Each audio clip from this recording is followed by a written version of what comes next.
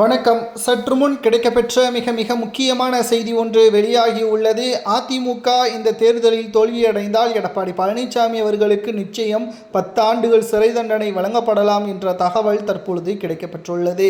இதற்கு மிக முக்கியமான காரணம் கொடநாடு வழக்கு தான்.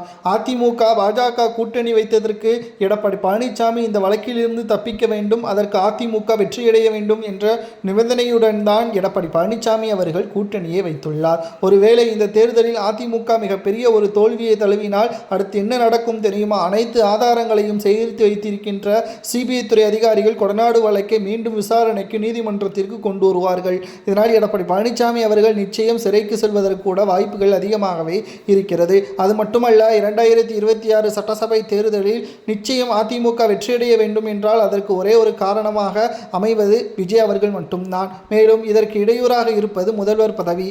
மேலும் இந்த முதல்வர் பதவியை எடப்பாடி பழனிசாமி அவர்கள் விட்டுக் கொடுத்தால் நிச்சயம் சிறையில் இருந்தும் எடப்பாடி தப்பிப்பார். அதேபோல் துணை முதல்வர் இருக்கையிலும் எடப்பாடி பழனிசாமி அவர்கள் அமர்வார். ஆனால் நேற்று அரசியலுக்கு வந்த விஜய் அவர்களுக்கு விட்டுக் கொடுப்பதா என்ற ஒரு ஈகோவும் தற்பொழுது எடப்பாடிக்கு இருக்கிறது.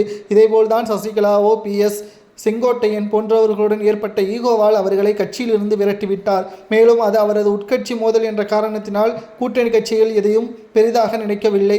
ஆனால் ஆட்சி அதிகாரத்திற்கு வர வேண்டும் என்றால் சில தியாகங்களை செய்ய வேண்டும் என்று பாஜக கூறுகிறது. மேலும் இது செய்தால் மட்டும்தான் பாஜகவும் சில தொகுதிகளில் பெரும்பான்மையுடன் வெற்றியடைய முடியும். சட்டசபைக்கும் 5க்கும் மேற்பட்ட MLAக்களை அனுப்ப முடியும். ஆனால் இதற்கு எடப்பாடி மட்டும் இடையூறாக இருப்பதால் இந்த வழக்கை மீண்டும் எடுக்க வேண்டுமா என்று பாஜக எடப்பாடியிடம் எச்சரிக்கை செய்துள்ளது. இதனால் 2ஆம் கட்ட பேச்சுவார்த்தை தற்பொழுது விறுவிறுப்பாக நடைபெற்று வருகிறது. இந்த தேர்தலில் நிச்சயம் அதிமுக வெற்றியடைய வேண்டும், இல்லை என்றால் எடப்பாடி பழனிசாமி அவர்களுக்கு 10 ஆண்டுகள் சிறை தண்டனை என்ற தகவலும் சமூக வலைதளங்களில் வைரலாக பரவி வருகிறது. 2026 சட்டசபை தேர்தல் அரசியல் களத்தில் ஒரு திருப்பு முனையாக அமையக்கூடிய காரணத்தினால் எடப்பாடி பழனிசாமி அவர்கள் தனது ஈகோவை விட்டு கொடுத்து முதல்வர் வேட்பாளர் வேண்டாம், அதே சமயம் துணை முதல்வர் இருக்கையில் எடப்பாடி அமர வைப்பதற்கான முழுமையான ஒத்துழைப்பை நாங்கள் கொடுப்போம் என்பதற்கேற்ப பாஜகவும் உறுதியளித்துள்ளது.